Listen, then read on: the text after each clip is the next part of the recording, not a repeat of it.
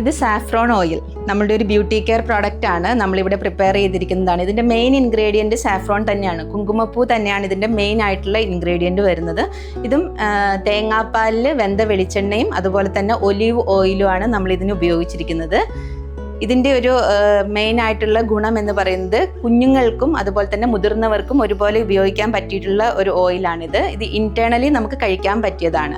ഇത് രാവിലെ ഒരു 5 തുള്ളി വെറും വയറ്റിൽ കഴിച്ചാൽ നമുക്ക് സ്കിന്നിന് തിളക്കം വരാനും സ്കിൻ സോഫ്റ്റ് ആവാനും സ്കിൻ റിലേറ്റഡ് ആയിട്ടുള്ള ടാനിങ് പ്രോബ്ലം അതുപോലെ തന്നെ ഡിസ്കളറേഷൻ ഇവയൊക്കെ മാറ്റിയെടുക്കാനും ഏറ്റവും ബെസ്റ്റ് ആയിട്ടുള്ള ഒരു റിസൾട്ട് പ്രദാനം ചെയ്യുന്ന ഒരു ഔഷധക്കൂട്ടാണിത്.